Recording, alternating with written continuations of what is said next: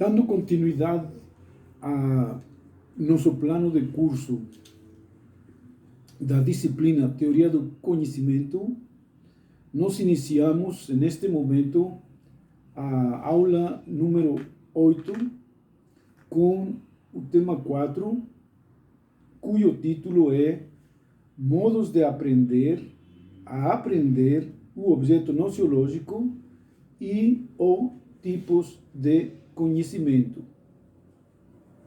Quando nós fizemos esse itinerário de aula que vocês receberão através de seu e-mail, nós fizemos questão de que, desde o título, nós apontássemos e alertássemos e insistíssemos e carregássemos as tintas sobre dois conceitos que aparecem aqui, que seriam modos de aprender, considerando que o ser humano, a partir do momento que exercita sua racionalidade, ele faz um exercício de, diríamos assim, ao mesmo tempo e no mesmo momento e no mesmo espaço, de duas atividades integradas, que seria aprender a realidade. Ele aprende a realidade, aprende assim, a realidade ensina a ele a viver, a sobreviver e a se situar dentro dela. Na medida que o Homo sapiens, exercitando sua racionalidade, apreende tal realidade. Ou seja, faz a tomada de consciência dessa realidade e a leva a seu conceito. Faz essa tomada de consciência da realidade e, quando a leva a seu conceito, produz um saber. Por isso que nós dizemos, neste título deste tema 4, modos de aprender. Ele aprende com a realidade, ao mesmo tempo que a capta, ao mesmo tempo que se apropria, ao mesmo tempo em que essa realidade será dita, representada através do conceito. Tal como nós explicávamos na aula anterior, quando falávamos especificamente da relação e correlação sujeito-objeto. Agora, nesses modos de aprender e apreender a realidade objetiva, que nós sabemos que quando se estabelece essa relação sujeito-objeto, tanto aparece pelo exercício de sua função, e nessa relação-correlação aparece o sujeito conhecente e, em consequência, o objeto nociológico ou objeto de conhecimento. Então, é nessa relação que se estabelece e aparecem estas duas funções do sujeito e do objeto. Agora, quando falamos também no título, modos de aprender e aprender o objeto nociológico, e deriva-se ou traz como consequência, ou se produz nessa apreensão e nesse aprender o objeto nociológico, aparecem diversos tipos de conhecimento. Isto por quê? Porque em nossa aula anterior nós dizíamos a realidade é complexa, a realidade é múltipla e o ser se determina de maneira plural. E nesse sentido, então, o que nós vamos fazer aqui é tratar de aprender, no sentido escolar, no sentido didático-pedagógico, de aprender a realidade objetiva, trazida através dessa a apreensão que realiza o sujeito com relação ao objeto, e que nessa apreensão o sujeito caminha, traça um trajeto, procura um atalho de aproximação ao objeto e utiliza uma tática, utiliza uma estratégia, utiliza uma técnica de aproximação ao objeto, e que aqui nós vamos a denominar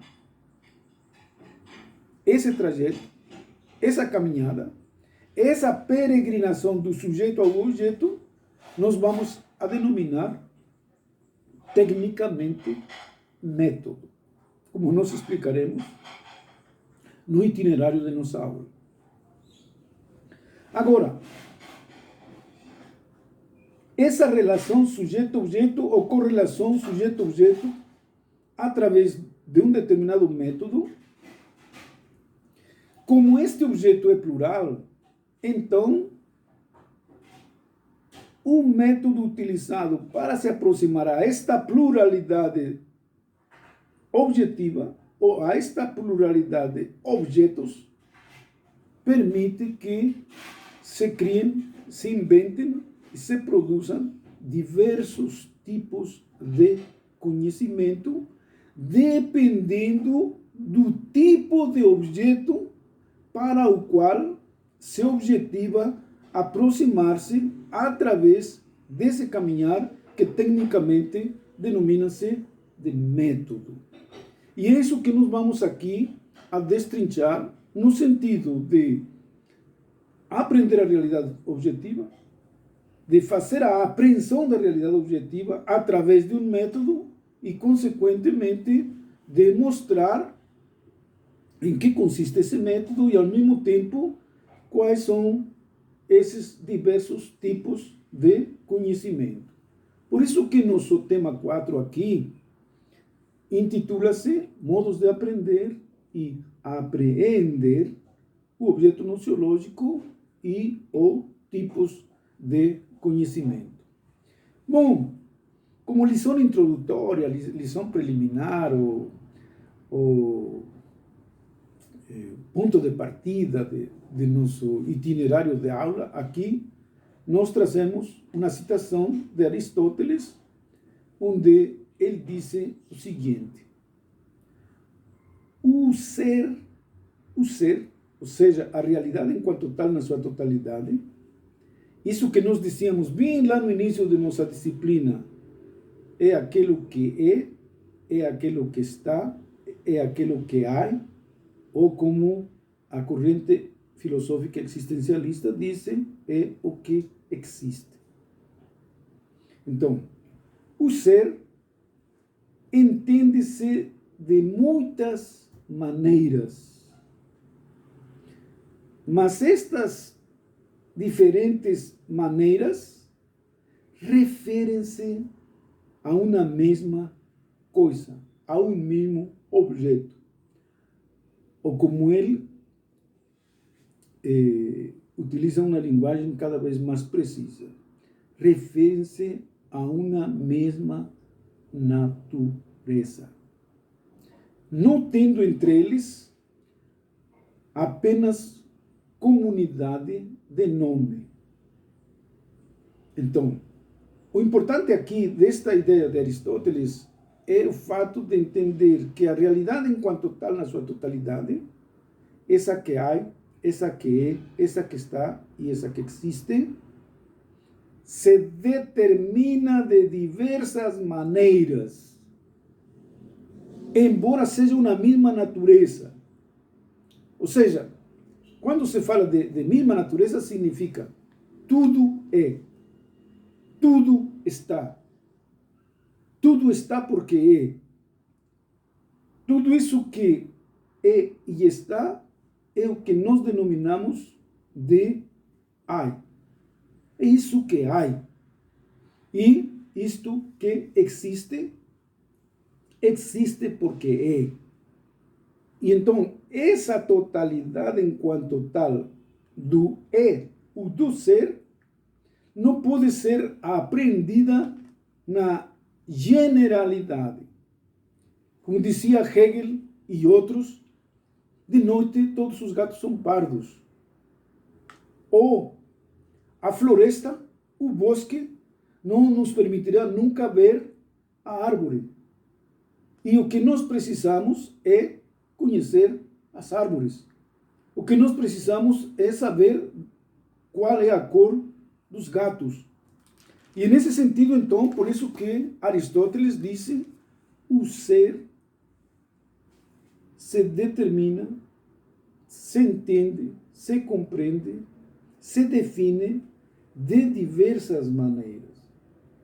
E aqui nós diríamos assim, a realidade enquanto tal na sua totalidade, diríamos bem simploriamente, é minimamente mineral, vegetal e animal. Minimamente é mineral, vegetal e animal. E nesse sentido, claro, quando o sujeito se aproxima na tentativa de aprender e apreender essa realidade, claro, não pode aprender e aprender o mineral com a mesma técnica, com a mesma tática, com a mesma estratégia, com o mesmo que nós denominamos de método, o animal ou o vegetal. Tanto o mineral como o vegetal, como o animal, precisa de uma ida a eles, de uma aproximação a eles pelo sujeito, especificamente com seu próprio modo de aproximação. E é isto que, claro, denomina-se de método. Método será esse caminho de aproximação à realidade enquanto tal, na sua totalidade, definida, determinada, através de um determinado objeto. Agora, claro que, embora a realidade enquanto tal, na sua totalidade, apenas nós possamos aprendê-la e apreendê-la por causa de sua determinação, por causa de sua definição, claro, de maneira imediata, diante do Homo sapiens, como colocamos nesse primeiro item, a realidade se apresenta extremamente complexa.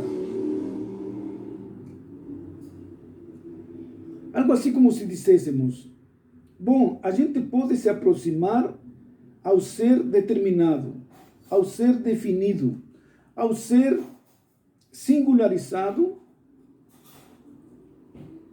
desde sua universalidade. Mas é claro que esta singularidade está dentro de sua universalidade, existe dentro de sua universalidade, é impactado dentro dessa universalidade e haverá que entendê-lo exatamente dentro dessa universalidade para poder fazer sua relação singular com sua relação universal. E por isso que, claro, diante do Homo sapiens, diante do sujeito que conhece, dizemos nesse primeiro item, a realidade, enquanto tal, na sua totalidade, é tão complexa que o Homo sapiens, não só para ter consciência dela, e aqui eu coloco, ter consciência dela, quando a pensa e a leva a seu conceito, por isso que coloco entre parênteses teoria, mas também quando se encarrega dela, quando toma conta dela, quando se torna um agente transformador dela, quando mete as mãos, quando lhe imprime seu carimbo de transformação, e aqui nós dizemos, ao tomar no seu encargo esta realidade, aqui nós colocamos entre parênteses, prática. Então, quando realiza essa atividade teórica e passa para a prática, precisamente para fazer isto, o sujeito teve de inventar e assumir diversos modos ou métodos de conhecimento, dando lugar a outros tantos tipos de conhecimento. Uma vez perguntaram, dentro de umas aulas, ao professor italiano Giulio Girardi, o que distingue uma ciência de outra? E ele simplesmente respondeu: o método de acesso a seu objeto. Ou seja, o caminho que leva do sujeito ao objeto e produz um determinado conhecimento. Como nós dizíamos em outras aulas, a realidade objetiva, o objeto, pode ser o mesmo. E nós colocamos como exemplo o ser humano. Então, só que esse objeto, chamado ser humano, pode ser aprendido e aprendido de diversos modos.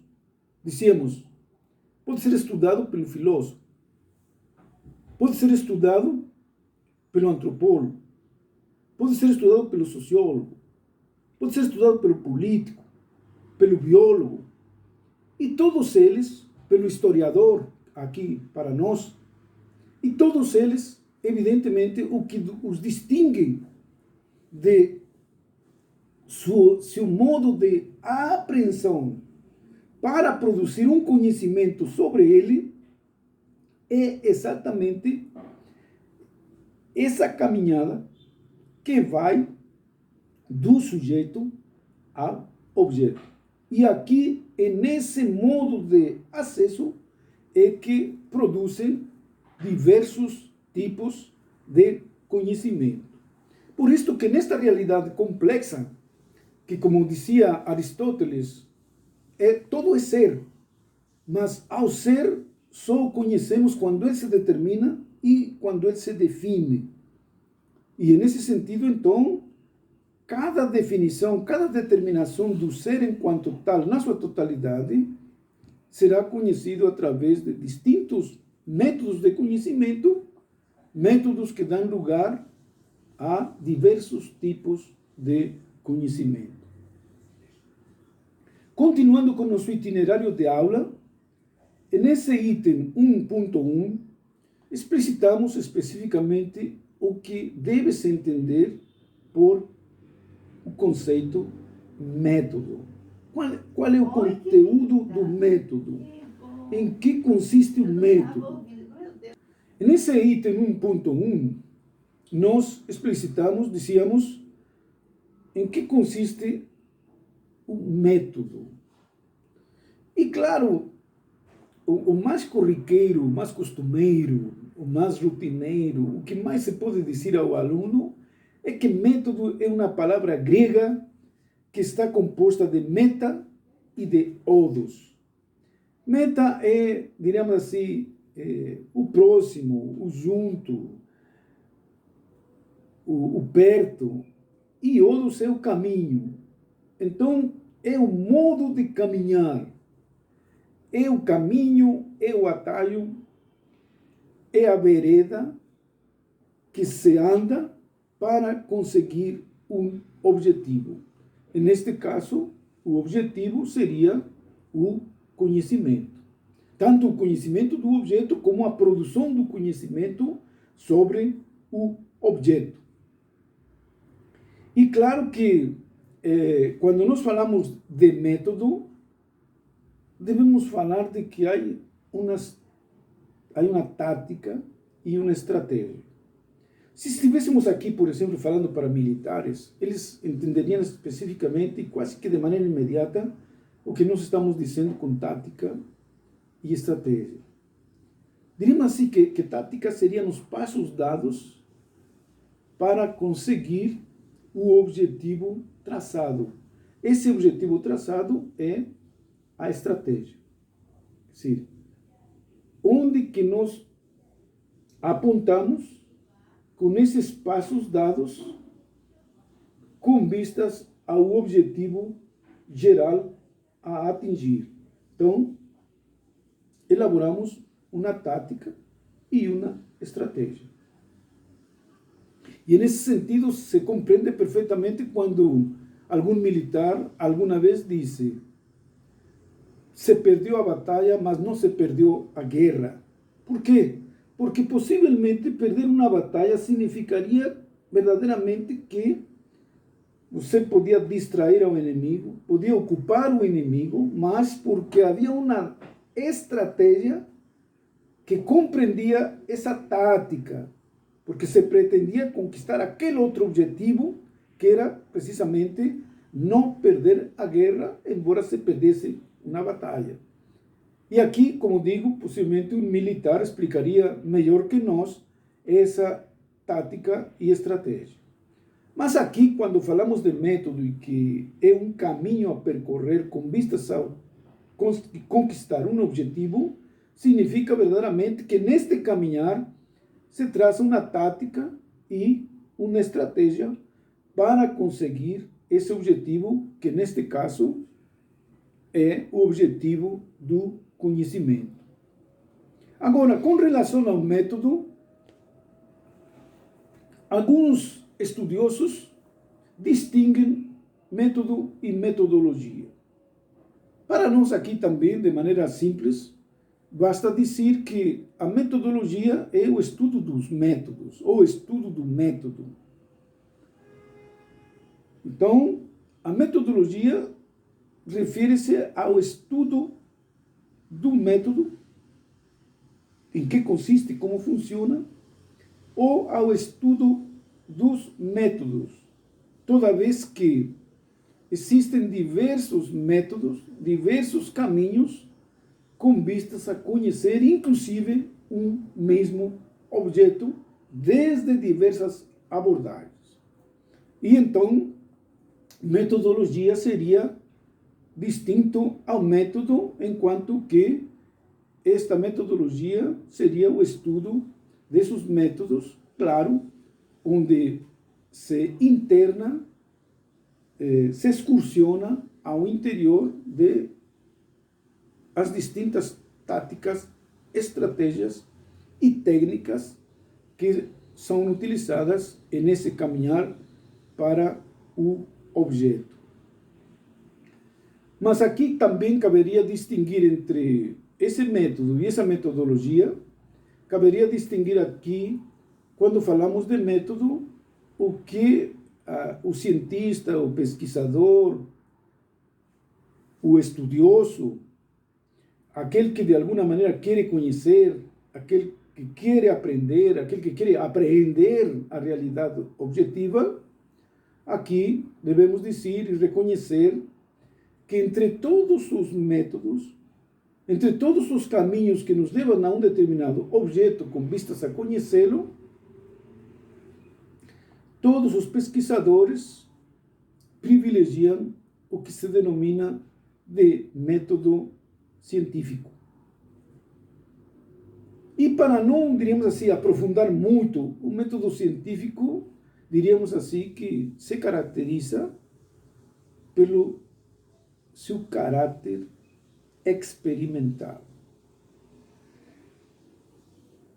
E, claro, se apresenta nessas etapas que vão da observação, da especulação, levantando uma hipótese, passa-se para a experimentação, para a testagem da hipótese especulativa, e chega-se a uma determinada comprovação ou não dessa hipótese, e no caso de ser comprovada, então, apresentada ou representada através de uma fórmula através de uma lei ou através de uma teoria. Mas tudo isto, evidentemente, tem como ponto de partida a experiência, e como disse aqui nosso autor, o Luiz Gonzaga de Melo, o experimental. Por que o experimental? Porque trata-se de um método científico, e significa que não apenas se aproveita a experiência do sujeito, do Homo sapiens, mas essa sapiência, essa racionalidade, esse intelecto, essa inteligência se utiliza de instrumentos quantitativos e qualitativos, de ferramentas técnicas, de uma parafernália de um laboratório, onde se faz toda essa experimentação que nos leva a uma comprovação ou não da hipótese especulada através da observação. E nesse sentido, então, claro, aqui o Luiz Gonzaga de Melo nos diz que o que caracteriza especificamente o método científico é seu caráter experimental. Experimental quer dizer que parte da experiência do sujeito e atravessa toda essa tática e estratégia, utilizando ferramentas específicas para sua experimentação e comprovação, e por isso, então, é um método que parte da experiência e se caracteriza pelo experimental. Someter essa experiência com instrumentos específicos, inventados, criados especificamente para o conhecimento e produção do conhecimento do sujeito. Por isto que o Luiz Gonzaga de Melo aqui também sublinha o fato de que este método científico, que parte da experiência e realiza um processo experimental, ele parte do que tecnicamente se denomina indução. Ou seja, é um método indutivo. Indutivo significa que parte do particular, do singular, do unitário, não do plural. Agora, partindo do indutivo, partindo do singular, partindo do particular, claro, se quer produzir, especificamente por isto que é um método científico, se quer produzir conhecimento com qualidade científica. E por isso, nós dizíamos lá em nossas primeiras aulas, ciência é um saber sistematizado, necessário e com valor universal obtido mediante um método. Então, este método científico quer chegar exatamente à sua sistematização, porque partiu de uma experiência necessária e universalizar este conhecimento, este resultado, esta comprovação. Por isso que a gente diria, o método científico parte do singular, do particular, por isso indutivo, indução, mas para chegar a um momento dedutivo, ou seja, uma representação universal. Mas esta dedução só poderá ser feita uma vez que se comprovou na singularidade, na particularidade, um determinado conhecimento do objeto. E claro, uma vez comprovada, se poderá fazer um movimento inverso, do dedutivo para o indutivo. Mas, inicialmente, o conhecimento científico se caracteriza por partir do indutivo para o dedutivo e tornar a representação, seja através da lei, da fórmula ou da teoria, universalizável e universal. Pois bem, então, o método científico que tem como característica partir do indutivo e chegar ao dedutivo é necessariamente, em consequência, por conseguinte, um método analítico. E o método analítico aqui, caríssimos, implicaria dizer que o sujeito que quer conhecer essa singularidade do objeto, esse objeto específico, então deve bombardear o objeto desde todos os pontos de vista, deixar-se impactar e contaminar pelas informações fornecidas por essa singularidade do objeto, com vistas a precisamente dar conta desta descrição analítica que lhe permitirá esse ponto de partida indutivo.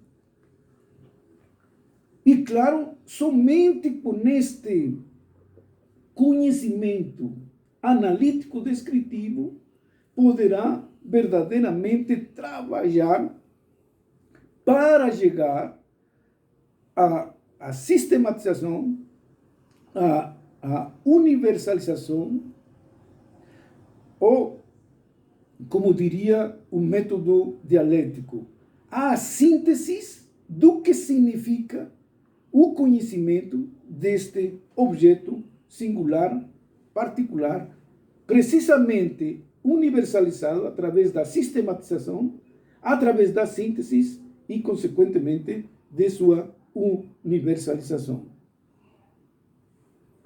Por isto que este método científico, como digo, é aquele que, de certo modo, tem primacia, tem hegemonia e é aquele que, de alguma maneira, desafia a filosofia, desafia a história, desafia, em geral, as ciências humanas, no sentido de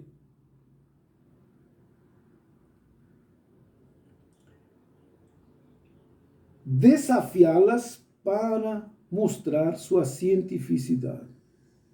E por isso que, por exemplo, atualmente, fica muito difícil deixar em pé a cientificidade da filosofia, por exemplo. E fica muito difícil também, como veremos em nosso próximo tema, deixar a cientificidade da história enquanto ciência. Precisamente porque, em que medida pode ser submetida a este método científico, cuja característica fundamental é ser não apenas um conhecimento de experiência, do indutivo, mas que esta indução possa ser levada ao experimental, que seja possível de testá-la, que seja possível de refazê-la. Como é que se pode refazer essa experiência com vistas, evidentemente, a chegar à sua universalidade? Mas, de qualquer maneira, claro, este método científico é aquele que tem primacia, tem hegemonia e, para todos os efeitos, é o único que é aceito como produtor de ciência. Ou seja, de um saber sistematizado, de um saber necessário, porque sai ao encontro de necessidades da própria realidade e, consequentemente, pode ser universalizado. E aqui eu sempre digo para meus alunos, eu nunca vi que um médico, um físico, um químico, um matemático se questione se a medicina é ciência, se questione se a química é ciência. se questiona se a física é ciência. Agora, nas ciências humanas ou sociais, sempre encontro debates, congressos, seminários, onde, entre outras coisas, se debate se a história é ciência, se a filosofia é ciência, se a antropologia é ciência, se a sociologia é ciência, e, inclusive, a economia. Uma vez escutei a Delfim Neto, um dos maiores economistas, se vocês quiserem conservadores ou não, mas para mim, estudioso da economia, que foi Delfim Neto, ele disse que Lula consultava ele quando era presidente do Brasil, consultava quando havia problemas econômicos. Delfim Neto, uma vez, em uma das suas entrevistas, disse que tinha retornado de um congresso mundial de economistas, onde tinha se debatido, entre outras coisas, se a economia era ciência. E, para minha surpresa, ele respondia que não, que a economia não era uma ciência. Ilustro isto aqui e trago esta notícia ou esta informação no sentido de que há uma enorme discussão sobre as ciências sociais ou humanas, no sentido de em que medida elas verdadeiramente têm um caráter científico. Como digo, caráter científico que você não vai encontrar debates na medicina, debates na matemática, debates na química, debates na física e em outras áreas do conhecimento.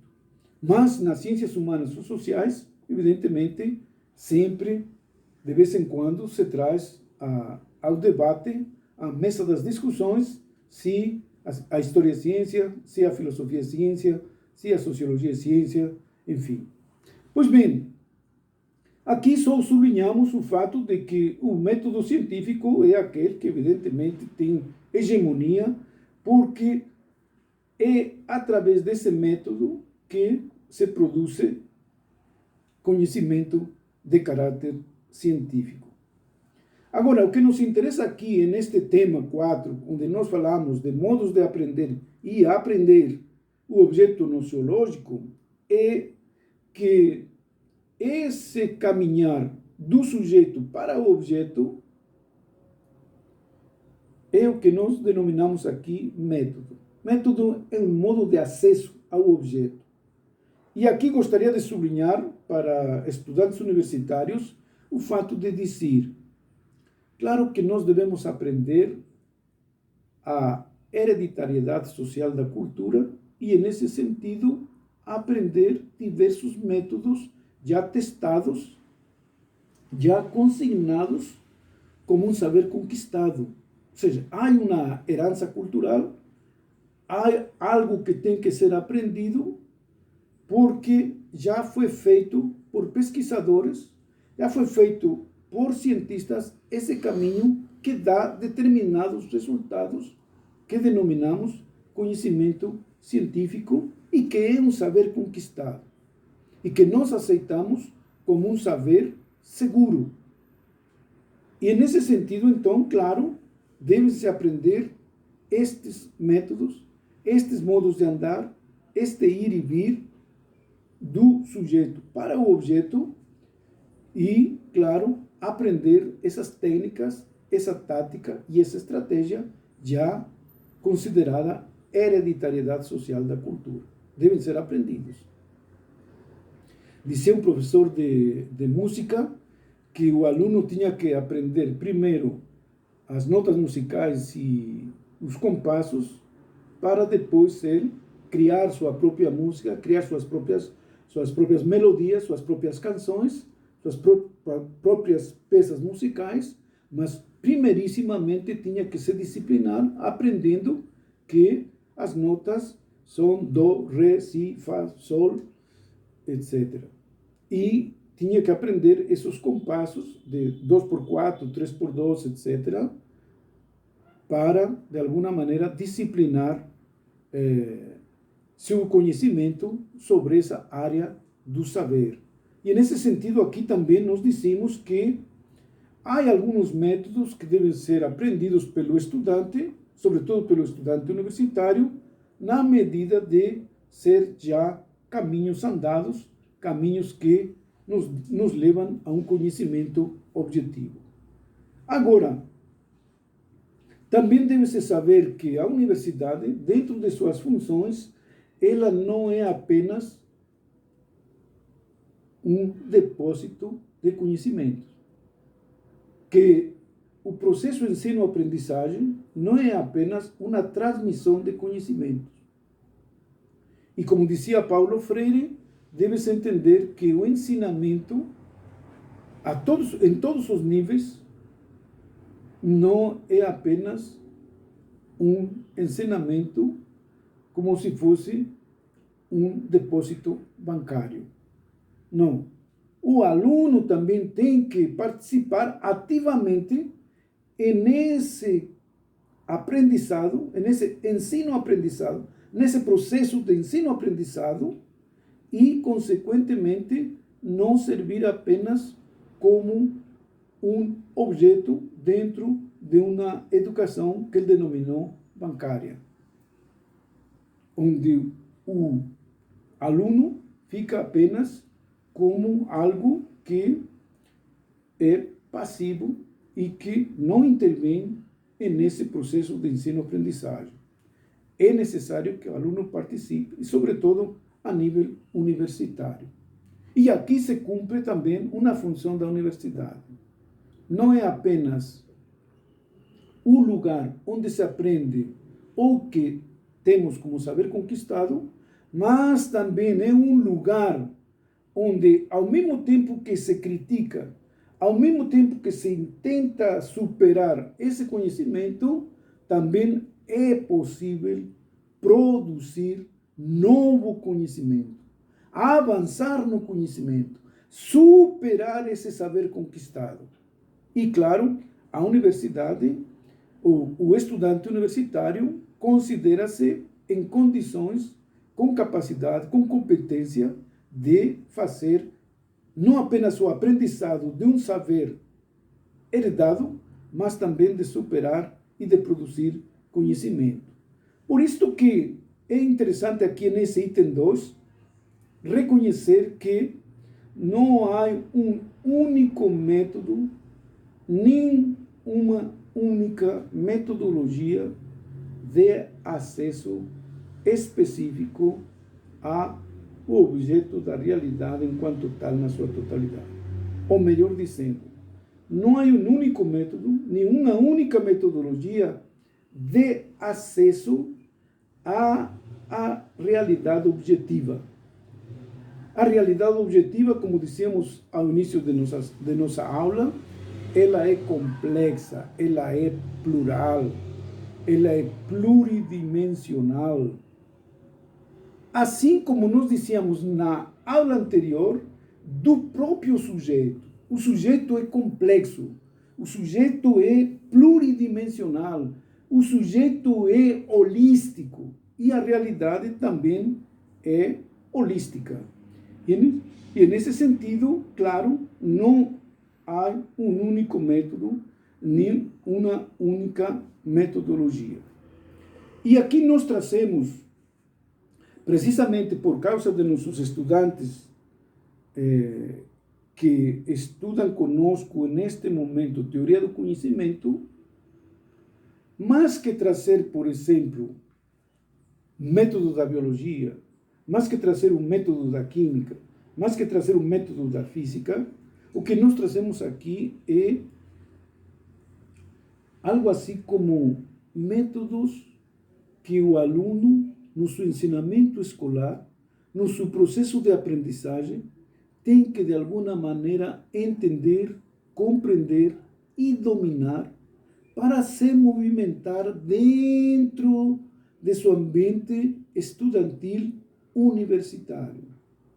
Por isto que aqui, ao invés de trazer verdadeiramente um método laboratorial, um método experimental que precise de uma parafernália de ferramentas instrumentais, trazemos aqui claro, esclarecimentos específicos para isso que o estudante universitário, dentro de suas diversas disciplinas, precisa fazer para dar conta das disciplinas dentro de seu currículo.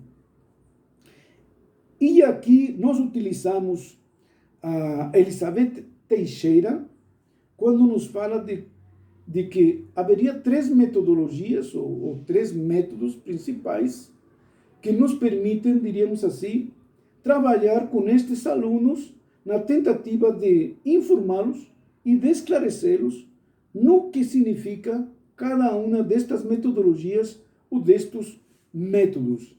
E ela denomina especificamente 3 que ela denomina verdadeiramente metodologia, mas que aqui pode ser simplesmente conhecido como método. Ela fala de uma metodologia acadêmica, fala de uma metodologia científica, ou metodologia da ciência, e fala de uma metodologia da pesquisa. Então, vejam,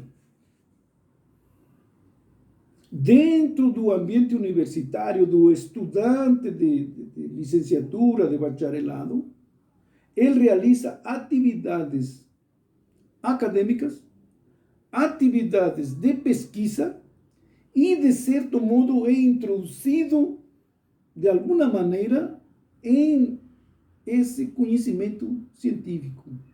E por isso que tem que ter noções dessa metodologia acadêmica, dessa metodologia da pesquisa e algumas noções dessa metodologia científica que lhe corresponderia aqui especificamente a essa teoria do conhecimento. E por isso que nós vimos trazendo, desde o início de nossas aulas, a definição de teoria do conhecimento, o agente específico de quem realiza esta atividade de conhecer, que é o Homo sapiens, o processo de como se encontram cara a cara sujeito e objeto, que nós denominamos fenômeno do conhecimento, e agora, metendo-nos nessa relação e correlação que acontece no sujeito agente do conhecimento, nós trazemos esse caminhar, essa ponte, esse caminho, tecnicamente, esse método que vai precisamente a esclarecer este encontro do cara a cara.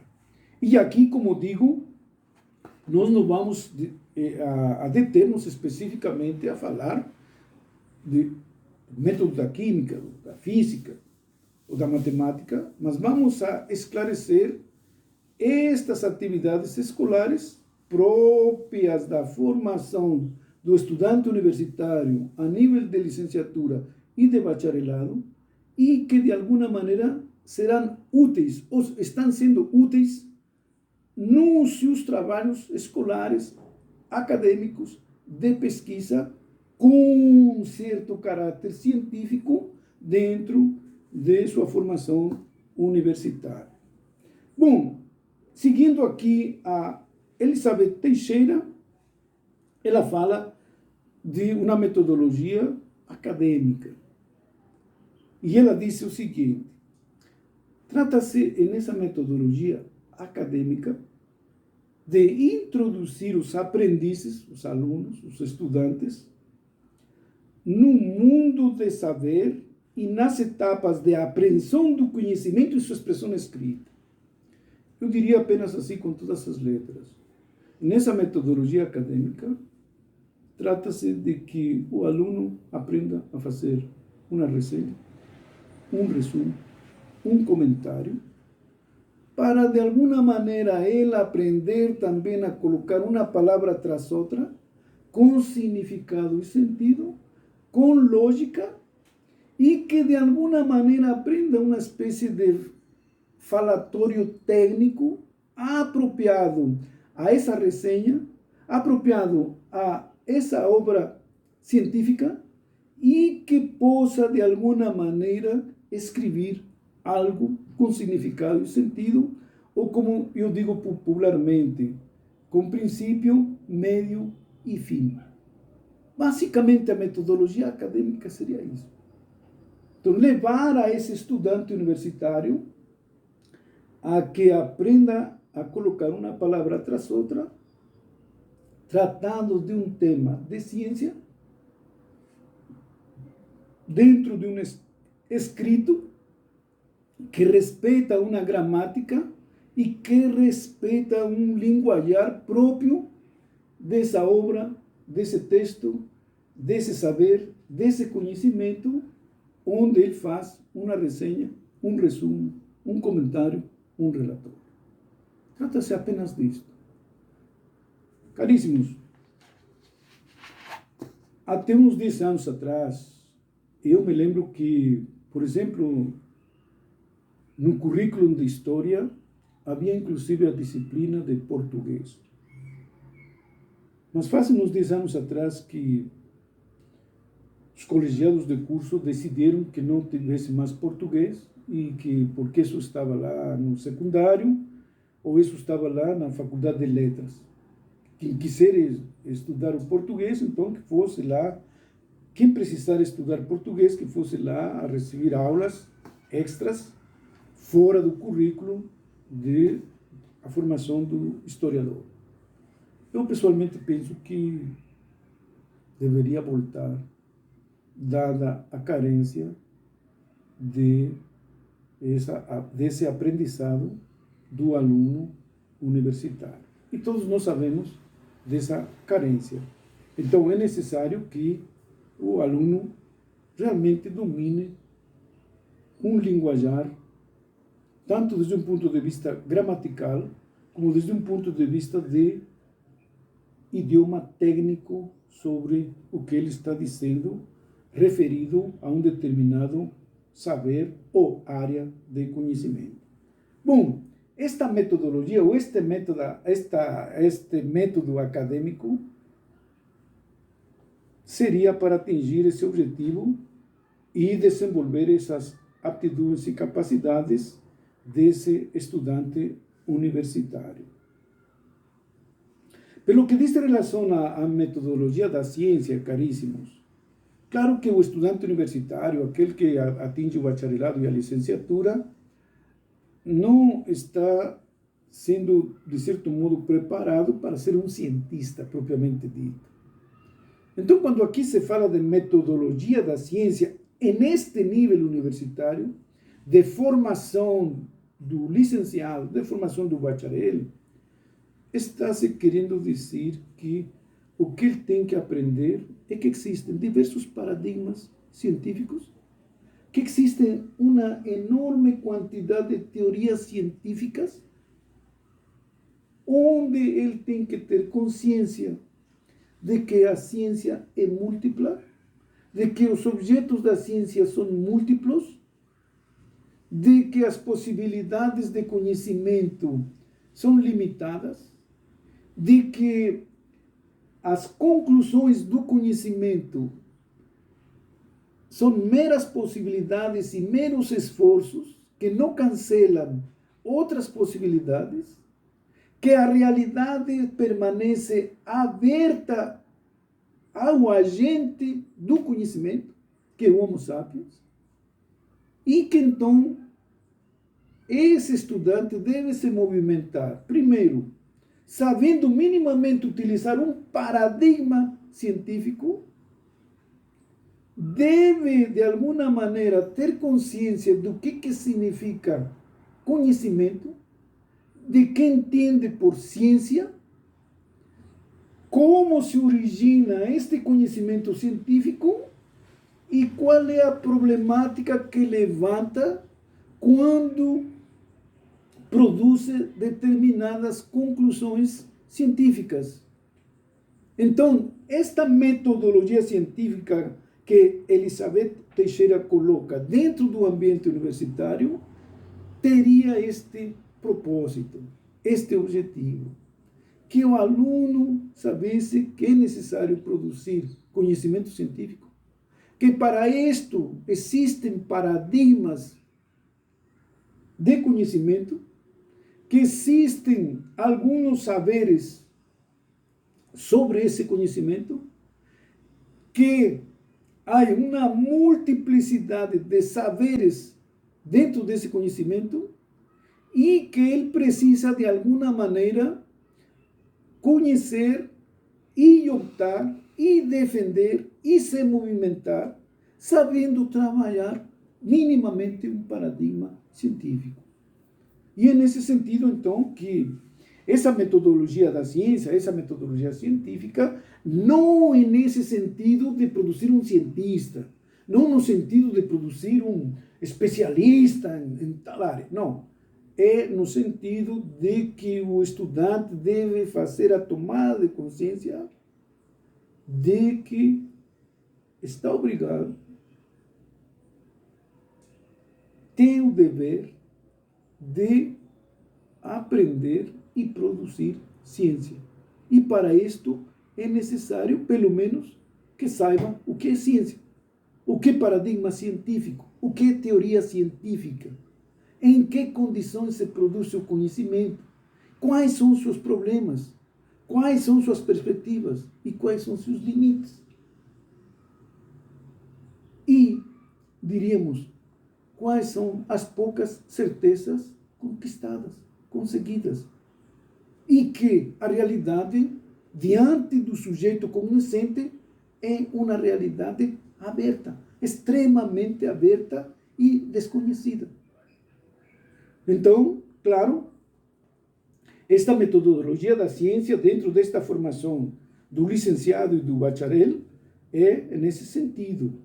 Como digo, não para produzir imediatamente um cientista, não para produzir diretamente um especialista que saiba verdadeiramente trabalhar em um laboratório, mas que tenha estas noções e, claro, futuramente se aperfeiçoar. Para, de certo modo, aproximar-se e obter este objetivo de em que consiste esta metodologia científica, ou para o que desperta esta metodologia científica, alguns estudantes têm o privilégio de fazer pesquisa. E aí entra especificamente o que Elizabeth Teixeira denomina metodologia da pesquisa. Metodologia da pesquisa. E aqui, caríssimos, vai depender do estudante e do professor e do objeto de pesquisa, onde esse estudante fica engajado através dos programas do CNPq, da CAPES, ou das fundações de apoio à pesquisa dos estados, cujo interesse se debruça sobre diversos objetos de conhecimento, e então o estudante vai aprendendo que existem tanto diversos acessos ao objeto de conhecimento, que existem diversas técnicas qualitativas e quantitativas de obtenção de dados sobre esse objeto, que deve fazer um relatório pormenorizado do andamento, do peregrinar, do andar, do dar passos sequenciais dessa pesquisa, com vistas, evidentemente, a tentar conhecer um determinado objeto de estudo. A este nível, caríssimos, de formação do licenciado e do bacharelado, isto que se denomina metodologia da pesquisa, não está obrigada a obter, a conquistar um conhecimento. Bem poderia, mas não está obrigada o estudante, o aprendiz, como disse aqui Elizabeth Teixeira, nem o professor está obrigado a exigir desse estudante que se coloca nesses diversos programas de pesquisa a verdadeiramente produzir um conhecimento novo. Algo assim como aquele que se lhe exige a um estudante a nível de doutoramento. Um estudante de doutorado, ele está obrigado verdadeiramente a produzir conhecimento inédito, conhecimento novo, conhecimento que supere, que negue e que faça avançar isto que até aquele momento se sustentava e que agora está aprimorado. Não está errado, porque como nós dizíamos, o conhecimento é epocal, o conhecimento é temporal, o conhecimento é histórico. Assim como o Homo sapiens é temporal, é epocal e é histórico. Então não é que todo o anterior estava errado. Não. É naquele momento, com aqueles instrumentos, com aquela tática, com aquela estratégia, com aqueles laboratórios, com aquelas ferramentas produzidas, se conseguiu isto. Mas agora, com novas ferramentas, com novos instrumentos, com laboratórios aperfeiçoados, com máquinas que têm uma parafernália de informações, se pode avançar? Pode-se. Isto está exigido ao estudante de doutorado. E por isso se fala de uma tese de doutorado. Agora aqui, caríssimos, quando Elizabeth Teixeira fala de metodologia da pesquisa na formação do licenciado ou do bacharelado, está querendo dizer que aquele tutor, aquele orientador, aquele líder da pesquisa, trabalhando com estes aprendizes, com estes estudantes, deve mostrar como se trabalha, dependendo do objeto, dentro de um laboratório, como se trabalha produzindo conhecimento histórico, como se trabalha produzindo conhecimento biológico, como se trabalha uma enfermidade na medicina, como se trabalha produzindo um medicamento na química, enfim. Mas não que seja um saber necessariamente novo, não um conhecimento que supere o que já temos, não. Ele tem que aprender como se obtém esse conhecimento conquistado. Isso já sabemos, mas como eu sei que se fez? Desta maneira, com estes passos dados, com estes testes, com estes instrumentos. E o que se obteve foi isto. Está certo ou não? Aprendeu a fazer ou não? Aquele que fez, está certo? Se não está certo, porque pode acontecer que exatamente, de certo modo, brincando um tanto com esta metodologia da pesquisa, pode ser que de repente um estudante, que sempre aparece, se alerte e diga: professor, aqui poderia ter feito esta outra coisa, aqui poderia ter utilizado isto outro. Aí o orientador vai dizer: mas acontece que isso que você está falando não havia naquele momento que se produziu esse conhecimento. Isso que você acaba de acrescentar surgiu o ano passado. Agora, exatamente, isto é interessante para, diríamos assim, produzir mais rápido esse objeto. Pode ser que isso que você disse, que antes produzia 3 unidades, possa ser produzido em massa. Então, tudo isso é um acréscimo que pode aparecer. E nesse aprendizado da metodologia da pesquisa, vamos chamar assim, escolar, para não chamá-la universitária, porque a pesquisa universitária compreende, evidentemente, a tese doutoral. Então, aqui seria, especificamente, vamos chamar assim, metodologia da pesquisa escolar. E é isso que se quer. Que o estudante aprenda o que é um estudo de caso, que o estudante aprenda o que é um estudo bibliográfico, o que é um estudo de fontes, o que é um estudo com documentos, o que é um estudo utilizando o martelo, a faca, enfim, diversos instrumentos que são necessários e que o estudante tem que saber que é necessário estudar, é necessário utilizar instrumentos além da inteligência, que ajudem e que apoiem esse mecanismo, diríamos assim, artesanal de produzir conhecimento.